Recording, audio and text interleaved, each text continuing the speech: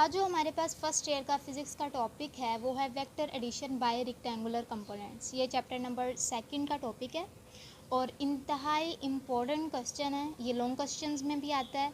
इसके अलावा इसकी कुछ जो बेसिक चीज़ें हैं वो एमसीक्यूज़ में भी पूछी जाते हैं। वो आपको मैं सारा कुछ साथ साथ बताऊंगी कि कौन सी चीज़ लॉन्ग क्वेश्चंस में आ रही है और कौन सी एमसीक्यूज़ में आ रही है और कौन सी शॉर्ट के लिहाज से आ सकती है।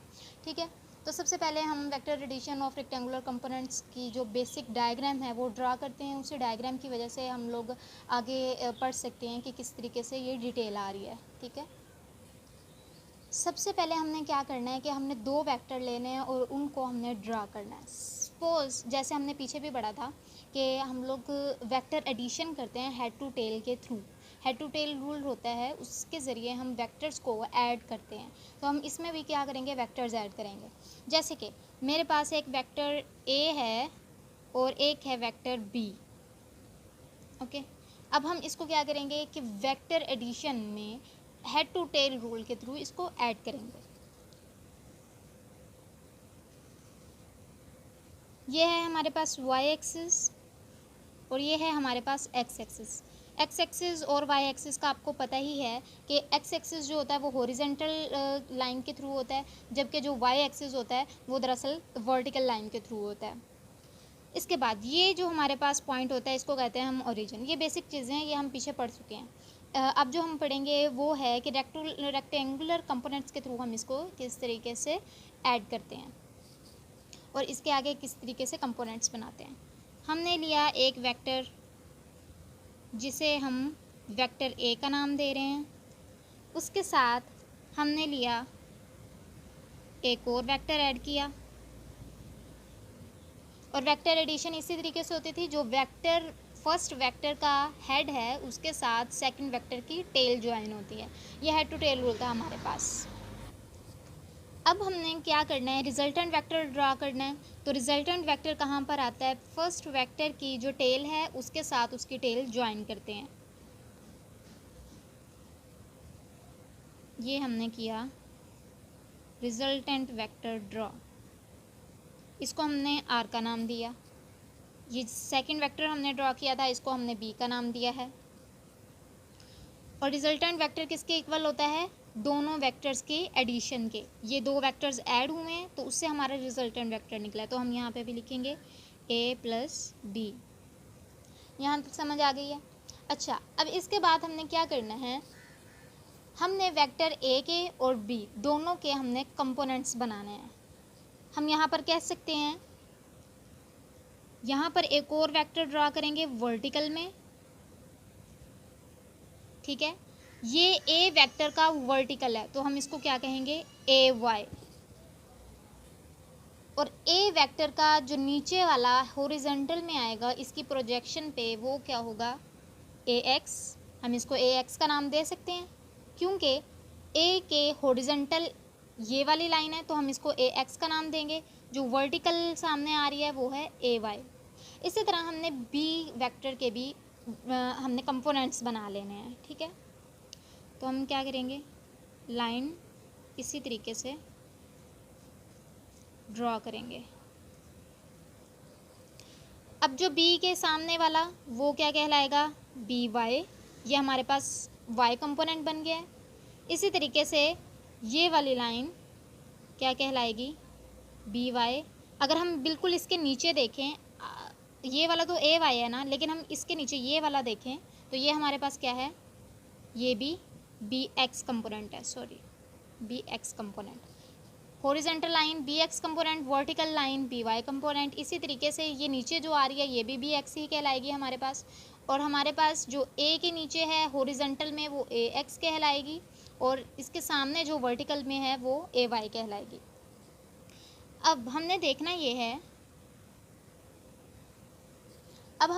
ये है कि हमने इसका रिजल्टेंट ड्रॉ करना है। तो वो किस तरीके से ड्रॉ करेंगे हम, रिजल्टेंट का आर जो है वो पूरी नीचे वाली लाइन आ जाएगी, ए एक्स बी एक्स उसमें दोनों ऐड होते हैं। तो ये सारा एरिया क्या कहलाएगा, आर एक्स। ये सारा एरिया क्या कहलाएगा, आर एक्स कहलाएगा। जबकि हमारे पास जो ये वाला एरिया होगा यहाँ से यहाँ तक वो क्या कहलाएगा, आर वाई कहलाएगा। अब यहाँ पे हम इनको पॉइंट्स का नेम दे देते हैं, कोई भी पॉइंट्स हम बना देते हैं ताकि हमारे पास आगे इनको समझने में आसानी हो। ओ से यहाँ तक ए एक्स को मैं नाम दूंगी क्यू का, बी एक्स से एक्स तक यहाँ पर मैं नाम दूंगी इसको आर का, जबकि जो हमारे पास क्यू से यहाँ तक है उसको मैं नाम दूंगी एम का, जबकि जो ये वाला पॉइंट है उसको नाम मैं दूंगी पी का। ठीक हो गया, यहाँ तक क्लियर है, यहाँ तक कोई कन्फ्यूजन? अच्छा, हमने क्या क्या किया है ये मैं थोड़ा सा आपको दोबारा समझा देती हूँ कि हमने दो वेक्टर्स लिए थे, एक हमने लिया ए वेक्टर, एक हमने लिया बी वेक्टर, फिर उसके साथ हमने रिजल्टेंट ड्रा किया जो कि इक्वल आया R is equal to A plus B के। देन हमने नेक्स्ट क्या किया, ए के जो दो कंपोनेंट्स थे वो ड्रा किए, ए एक्स और उसके सामने वर्टिकल हमने ड्रा किया ए वाई। इसी तरीके से जो हमारे पास बी वेक्टर था उसके सामने जो वर्टिकल था वहाँ उसको हमने नाम दिया बी वाई का, और उसके सामने जो एक्स कंपोनेंट था हॉरिजॉन्टल उसको हमने नाम दिया बी एक्स का। उसी तरीके से हमने नीचे जो लाइन थी उसको भी नाम दिया बी एक्स का। उसके बाद हमने रेक्टेंगुलर कंपोनेंट्स रिजल्टेंट वेक्टर के लिए हमने कंपोनेंट्स ड्रा किए, वो जो एक्स एक्सिस थी पूरी डिटेल लाइन थी उसको हमने आर एक्स का नाम दिया। इसी तरीके से जो हमारे पास वर्टिकल कंपोनेंट था उसको हमने नाम दिया आर वाई का। इसके बाद हमने पॉइंट्स बना दिए उनके, ए एक्स को हम ओ क्यू के इक्वल कह रहे हैं, बी एक्स को हम क्यू आर के इक्वल कह रहे हैं। यहाँ पर मैं आपको लिख के भी बता देती हूँ ताकि आपको आसानी हो। ओ क्यू को हम ए एक्स के इक्वल कह रहे हैं, जबकि क्यू आर को हम इक्वल कह रहे हैं बी एक्स के। ठीक है, क्यू आर को हम इक्वल कर रहे हैं बी एक्स के, आर पी को हम इक्वल कर रहे हैं बी वाई के,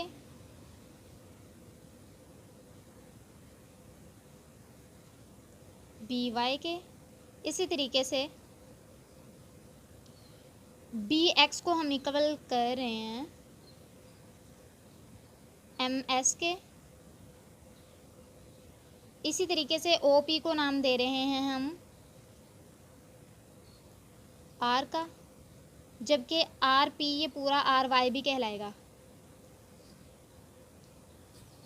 अच्छा, यहाँ तक कंप्लीट हो चुका है। अब इन पॉइंट्स को मैं थोड़ा सा आपके लिए वाज़े कर देती हूँ यहाँ पर कि हमने ओ क्यू किसके इक्वल है, ए एक्स के।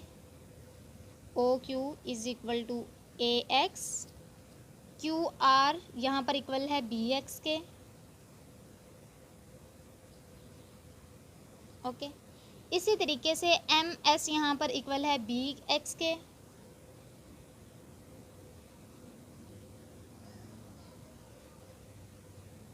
एम एस मैंने इसको एस का नाम दिया था। इसी तरह पी एस जो है वो इक्वल है बी वाई के, और ये पूरा जो अब हमने रिजल्टेंट के लिए ड्रा करना है, ए वाई रह गया है, वो हमारे पास क्यू एम के इक्वल है। ये मैं ऊपर लिख देती हूँ, ए वाई। ये हमारे पास ये सारे पॉइंट्स आ गए हैं। अब हमने देखना है कि आर वाई किसके इक्वल है। आर वाई यहाँ से शुरू होकर यहाँ पर एंड हो रहा है, तो ये पी से आर तक का पॉइंट बन रहा है, तो ये आएगा आर वाई। इसी तरह आर एक्स किसके इक्वल बन रहा है, ओ से लेकर आर तक, तो ये आर एक्स आ गया। इसी तरीके से अगर हम देखें तो आर किसके इक्वल आ रहा है, ओ से लेकर पी तक, ओ पी का क्या पॉइंट कहलाएगा, आर। ठीक हो गया। ये कोई ज़रूरी नहीं होता है कि आप इसे ही पी का नाम दें, एम का नाम दें, ये हम अपने सहूलत के लिए करते हैं ताकि हमें पॉइंट्स का अच्छे तरीके से पता चल जाए। अब हम नेक्स्ट कंपोनेंट्स ड्रा करते हैं। अच्छा, अब नेक्स्ट हमने क्या करना है कि हमने जो डायग्राम है वो हमने ड्रा कर ली है। ठीक है, तो अब हमने इसके साथ में डिटेल बतानी है। इस डिटेल में हमने वही सब कुछ बताना है जैसे जैसे हमने ये डायग्राम ड्रा की है। तो हमने क्या किया था, first draw two vectors A and B. हमने पहले यही किया था कि ए और वेक्टर बी हमने ड्रा किया था according to the head to tail rule. हमने हेड टू टेल रूल के थ्रू ही हमने ये ड्रा किया था। फिर उसके बाद हमने क्या किया था, draw resultant vector R which is equal to R is equal to A plus B. बिल्कुल हमने ऐसे ही किया था कि ये रिजल्टेंट वेक्टर हमने ड्रा किया जो कि इक्वल था ए प्लस बी के। ये हमने लिखा भी है यहाँ पर। फिर उसके बाद हमने क्या किया, then draw two components of the vector A and the vector B along X axis and Y axis. बिल्कुल हमने इसी तरीके से किया। हमने ए का जो एक्स एक्सिस था वो हमने ड्रॉ किया, और जो बी का बी एक्सिस और बी वाई, इसी तरीका ए का ए एक्स और ए वाई हमने ड्रॉ कर लिए एक्स एक्सिस के अलोंग और वाई एक्सिस के अलोंग। फिर उसके बाद हमने क्या किया है, on the other hand draw the vector same as bx in direction as well as in length, here the complete the components of a and b। ये दरअसल जो लाइन है ये मैंने इसके लिए लिखा है कि जिस तरीके से हमने bx ड्रॉ किया था इसी तरीके से हमने नीचे भी bx ड्रॉ किया, क्योंकि उसकी डायरेक्शन भी वही है और उसकी लेंथ भी वही है, हर चीज़ वही है। तो हमने इसको भी क्या नाम दिया है, bx का नाम दिया है। यहाँ पर मैंने यही लाइन लिखी हुई है कि ड्रॉ दी वैक्टर, ये वाला वैक्टर हमने ड्रॉ किया सेम एज bx की तरह इन डायरेक्शन, क्योंकि डायरेक्शन भी उसी सिम्त में है। यहाँ पर मैं डायरेक्शन भी वाजे कर देती हूँ, ये सिम्त में डायरेक्शन है इसकी, ठीक है। और लेंथ भी उसकी सेम है, बिल्कुल जैसे यहाँ पर लेंथ है वैसे ही यहाँ पर भी लेंथ है। Then draw the components of R, इसी तरीके से मैंने आर कंपोनेंट्स ड्रॉ किया आर एक्स के अलोंग, और वाई के मैंने कंपोनेंट्स ड्रॉ किए हैं आर वाई। इसके बाद जैसे कि मैंने पॉइंट्स के नेम दिए थे O Q R S P and M, इसके अलावा मैंने बताया भी था कि इस पॉइंट को किसके इक्वल लिख रहे हैं और इस पॉइंट को किसके इक्वल लिख रहे हैं, लेकिन मैं आपको साथ साथ भी बताऊंगी। हमारे पास जो ओ आर है, हमने ये वाला पॉइंट ले लिया यहाँ पर ओ आर, ठीक है। ये किसके इक्वल है हमारे पास, आर एक्स के। तो मैंने आगे यही लिखा है कि ओ आर जो है वो किसके इक्वल है, आर एक्स के। अब हमने देखना है ओ आर असल में किसके पॉइंट के इक्वल है। ओ आर जो है हमारे पास, उसको मैंने दो कंपोनेंट्स में डिवाइड कर लिया है, ओ क्यू, पहले इतना हिस्सा फिर उसके बाद इतना हिस्सा क्यू आर। ओ आर जो हमारे पास फुल लाइन थी उसको मैंने दो कंपोनेंट्स में डिवाइड कर लिया है। पहला कंपोनेंट बन रहा है ओ क्यू, दूसरा कंपोनेंट बन रहा है क्यू आर। मैंने सेम बिल्कुल इसी तरीके से लिखा है O R is equal to O Q plus Q R. फिर इसके बाद हमने ये देखना है ओ आर हमारे पास असल में किस वेक्टर के इक्वल है। ओ आर हमारे पास इक्वल है आर एक्स के, इसी तरीके से हम यहाँ पे लिखेंगे आर एक्स। ओ क्यू हमारे पास किसके इक्वल है, ओ क्यू है हमारे पास ए एक्स के, और क्यू आर है हमारे पास बी एक्स के। तो हम सेम यहाँ पे यही लिखेंगे, ओ क्यू हमारे पास है ए एक्स के और क्यू आर है हमारे पास बी एक्स के। अब हम इस इक्वेशन को नाम दे देंगे फर्स्ट का, ठीक है। ये जो मैंने ऊपर वाली लाइन लिखी हुई है ये आपको पता ही है कि जो रिजल्टेंट वेक्टर होता है वो एडिशन के इक्वल होता है, किसके, दो वेक्टर्स के, ए और बी जहाँ हमने सपोज किया है। उसके बाद हम क्या करेंगे कि हमने एक्स कंपोनेंट फाइंड आउट करना है रिजल्टेंट वेक्टर आर का, फाइंड आउट करना था, ये हमने कर लिया। R X is equal to A X plus B X, ये हमारे पास आर एक्स निकल आया, आर रिजल्टेंट वेक्टर आर का हमारे पास एक्स कंपोनेंट निकल आया है। इसी तरीके से हम वाई कंपोनेंट भी फाइंड आउट करेंगे। सपोज हमारे पास जो हमने पीछे देखा है आर पी है हमारे पास, ये हमारे पास कहाँ है, ये देखें अभी आर, और ये सीधी लाइन जा रही है पी, तो ये आर से पी तक का डिस्टेंस क्या कहला रहा है, आर वाई। अब इसको क्या करेंगे, हम आर से पी तक के डिस्टेंस को दो कंपोनेंट्स में हम डिवाइड कर लेंगे। पहला डिस्टेंस बन रहा है आर से एस तक का, इसको कहेंगे हम आर एस, और एस से पी का डिस्टेंस बन रहा है उसको हम इक्वल कर देंगे एस पी के। तो हम क्या लिखेंगे यहाँ पर, R P is equal to R S and S P. Same मैंने यही केस लिखा है यहाँ पर, R P is equal to R S plus S P. अब हमने ये देखना है कि हमारे पास जो आर पी लाइन्स है और आर एस और एस पी हैं वो आखिर में वेक्टर के किसके इक्वल आ रही हैं। इसी तरीके से हम क्या करेंगे, आर वाई, आर पी जो लाइन थी वो किसके इक्वल है, आर वाई, ये इतना जो लाइन है ये दरअसल आर वाई के इक्वल है। इसी तरीके से आर एस का जो कंपोनेंट है वो बन रहा है ए वाई के, और जो एस पी तक का जो डिस्टेंस है वो बन रहा है बी वाई, ओके। इसी तरीके से मैंने क्या किया है, R Y is equal to R A Y और प्लस बी वाई। तो हमारे पास ये बन गई है इक्वेशन नंबर 2। अब हम क्या करेंगे कि इन दो इक्वेशंस को मिलाकर हम आर रिजल्टेंट का होल कंपोनेंट बना लेंगे। Now one equation and two equations shows the resultant vector R components, जैसा कि ये गिवन है हमारे पास r is equal to R X plus R Y. हम इसी तरीके से लिखते हैं ना कि हमारे पास कोई भी वेक्टर होता है, हम दोनों कंपोनेंट्स को प्लस कर लेते हैं, उसके y कंपोनेंट को भी और उसके x कंपोनेंट को भी। यहाँ पर भी हमने सेम वही केस किया है। अब आई यूनिट वेक्टर और जे यूनिट वेक्टर दरअसल डायरेक्शन होती हैं। अब हमने जो पीछे पढ़ा था यूनिट वेक्टर, उसमें यूनिट वेक्टर को हमने ये भी यूज़ पढ़ा था कि वो डायरेक्शन को शो करता है। हमने यहाँ पर आई यूनिट वेक्टर लिखा है एक्स एक्सिस के लिए, एक्स एक्सिस के लिए हम I unit vector he use करते हैं, ठीक है, जबकि वाई के लिए हम जे यूनिट वेक्टर यूज़ करते हैं। तो ये हमने साथ में लिख लिया है।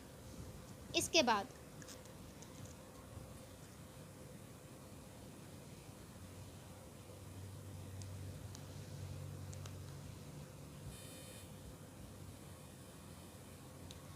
हमने जो इक्वेशन 1 थी उसको हमने ए एक्स प्लस बी एक्स के इक्वल किया था, और यहाँ पर जो आर वाई थी उसको ए वाई प्लस बी वाई के इक्वल किया था।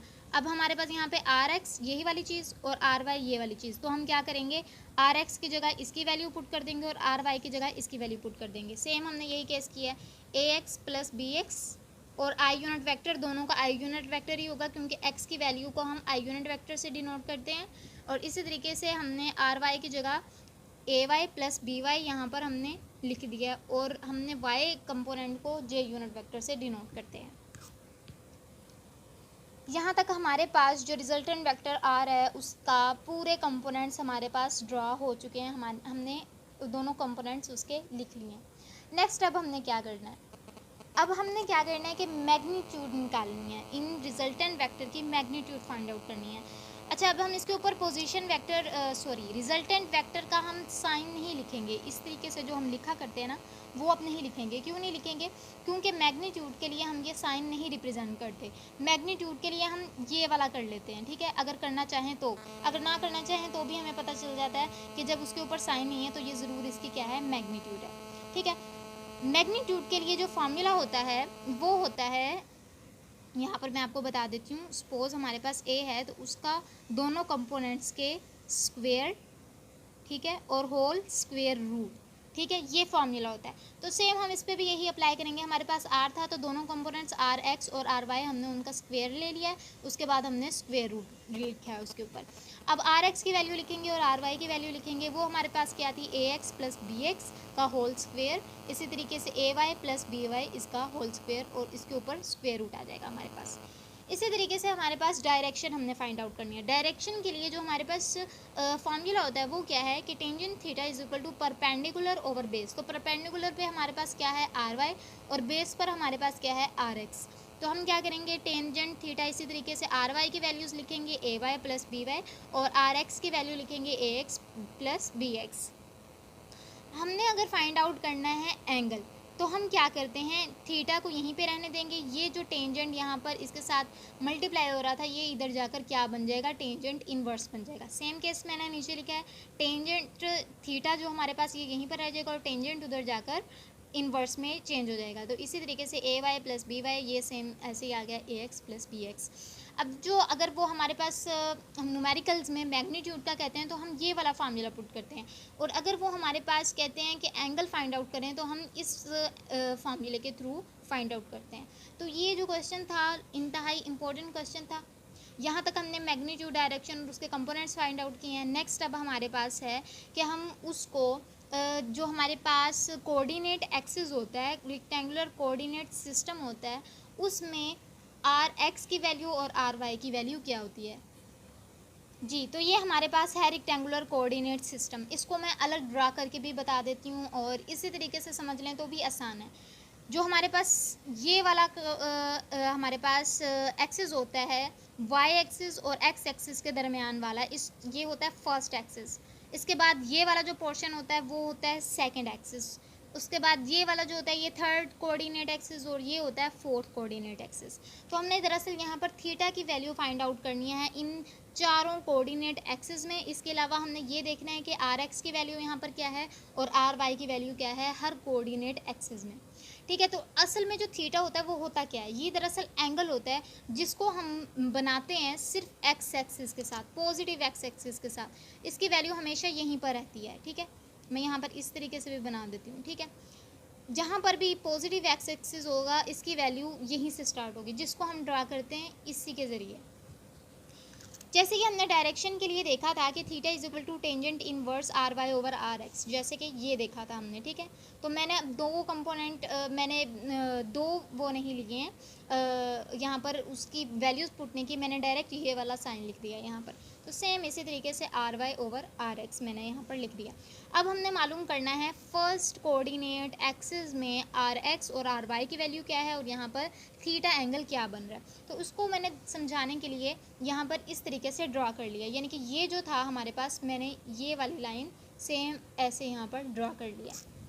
अच्छा, तो ये है हमारे पास एक्स एक्सिस और ये है वाई एक्सिस। तो ये भी वाई की जो यहाँ पर सारी वैल्यूज़ होती हैं वो है पॉजिटिव, ओरिजिन से ऊपर की तरफ वाली जो वैल्यूज़ होती हैं वो पॉजिटिव होती हैं। इसी तरीके से एक्स एक्सिस ओरिजिन से राइट हैंड वाली साइड पर जो जितनी भी वैल्यूज़ होती हैं वो पॉजिटिव होती हैं। यहाँ पे हमारे पास एक्स भी पॉजिटिव है और वाई भी पॉजिटिव है। तो हम कहेंगे कि आर एक्स जो है हमारे पास, एक्स है वो भी पॉजिटिव है क्योंकि हमारे पास एक्स पॉजिटिव है यहाँ पर, और इसी तरीके से जो रिजल्टेंट वेक्टर का वाई कंपोनेंट है वो भी पॉजिटिव है, ठीक है। ये तो हमें पता चल गया कि आर एक्स यहाँ पर क्या है और आर वाई क्या है। अब हमें ये पता लगाना है कि यहाँ पर थीटा की वैल्यू क्या है। तो थीटा की वैल्यू 360 माइनस फाई आता है। फाई भी दरअसल वही एंगल होता है, लेकिन हम इसको यूज़ करते हैं थीटा की एंगल मालूम करने के लिए, जबकि जो थीटा होता है वो हम कोऑर्डिनेट एक्सिस के एंगल मालूम करने के लिए करते हैं। ओके, अच्छा, अब ये इंपॉर्टेंट एमसीक्यूज भी है, ठीक है। वो कह देते हैं कि फर्स्ट कोऑर्डिनेट एक्सिस में बताएं आर एक्स की वैल्यू क्या है और आर वाई की वैल्यू क्या है। तो हमने बताना है कि आर एक्स यहाँ पर पॉजिटिव है और इसी तरीके से आर वाई भी पॉजिटिव है। ये वो इस तरीके से भी एमसीक्यूज दे देते हैं कि आप बताएं आपके पास आर एक्स पॉजिटिव है और आर वाई पॉजिटिव है, तो बताएं कि थीटा किस एंगल में लाई करेगा। तो हमने कहना है फर्स्ट एंगल एक्सिस में लाई करेगा, क्योंकि यहाँ पर आर एक्स भी पॉजिटिव है और आर वाई भी पॉजिटिव है। अब आ जाता है हमारे पास सेकंड केस, ठीक है। सेकंड केस किस तरीके से, मैंने सेकंड कोऑर्डिनेट एक्सिस ले लिया। ये जो हमारे पास यहाँ पर था इस तरीके से ड्रॉ हुआ वो मैंने सेपरेट ड्रॉ कर लिया है इस तरीके से। ये देखें आगे, इस तरीके से मैंने इसको सेपरेट ड्रॉ कर लिया। अब यहाँ पर हमारे पास ये वाली जो लाइन होती है इस पे एंगल होता है 180 डिग्री और इस पर एंगल होता है 90 डिग्री, और ये हमारे पास सेकंड कोऑर्डिनेट एक्सिस है। y की वैल्यू यहाँ पर पॉजिटिव होती है, जबकि x की वैल्यू हमने ये पढ़ा हुआ है कि ओरिजिन से लेफ्ट हैंड साइड पर जितनी भी वैल्यूज़ होती हैं वो नेगेटिव होती हैं x की। तो हम सीधे इस तरीके से कह सकते हैं कि x हमारे पास नेगेटिव है क्योंकि x एक्सिस यहाँ पर नेगेटिव है, और ry हमारे पास पॉजिटिव है क्योंकि यहाँ पर 90 डिग्री के एंगल पे ये y है, यानी कि ओरिजिन से हम ऊपर की तरफ मूव करते हैं तो वैल्यूज़ पॉजिटिव होती हैं। तो हम कह सकते हैं कि सेकंड कोऑर्डिनेट एक्सिस में R X is equal to negative और R Y is equal to positive. अब हमने एंगल अगर फाइंड आउट करना है तो हम कहेंगे theta is equal to 180 degree minus 5, ठीक है। यानी कि हमने पीछे की तरफ अगर हम देखें तो 90 डिग्री है, यानी कि 180 से कम वैल्यूज़ हैं, तो हमने इसलिए माइनस यूज़ किया है यहाँ पर। इसी तरीके से 5 ऐड किया है और आर एक्स हमारे पास नेगेटिव और आर वाई भी हमारे पास पॉजिटिव। अच्छा, अब हमारे पास नेक्स्ट क्या है, थर्ड केस हमारे पास आ जाता है, ठीक है। थर्ड केस हमारे पास आ जाता है थर्ड कोऑर्डिनेट एक्सिस का। थर्ड कोऑर्डिनेट एक्सिस को, अब वो वाला मैंने थर्ड वाला पोर्शन इसमें ड्रा किया है, उसमें क्या है कि हमारे पास जो एक्स होता है वो नेगेटिव वैल्यूज़ होती हैं और वाई की भी नेगेटिव वैल्यूज़ होती हैं। तो हम कह सकते हैं कि आर एस हमारे पास क्या है, नेगेटिव है, और आर वाई भी यहाँ पर नेगेटिव है। जबकि जो थीटा का एंगल है हमारे पास 180 डिग्री प्लस 5, क्योंकि 180 डिग्री से हम इस तरफ मूव कर रहे हैं ना, अब ये एंगल इस तरीके से मूव कर रहा है, ठीक है। अब ये एंगल इस तरीके से मूव कर रहा है, आगे की तरफ जा रहा है, जबकि उसमें क्या था, ये एंगल इस तरीके से मूव कर रहा था, 90 से 180 की तरफ आ रहा था, कम से ज़्यादा की तरफ आ रहा था। इसी तरीके से 180 से डिग्री अब 270 पर जा रहा है, तो हम क्या कहेंगे 180 डिग्री प्लस 5, उसमें वैल्यूज़ ऐड करेंगे तो हमारे पास 270 तक आएगा आंसर। इसके बाद हमारे पास है फोर्थ केस। फोर्थ केस में मैंने फोर्थ कोऑर्डिनेट एक्सिस ड्रा किया है और इसको फोर्थ इस तरीके से रोमन डिजिट में हम लिखते हैं। इसको कभी भी 1 2 3 4 डिजिट जो इंटीजर्स होते हैं उसमें नहीं लिखते हैं, हम हमेशा इसको रोमन डिजिट्स में लिखते हैं।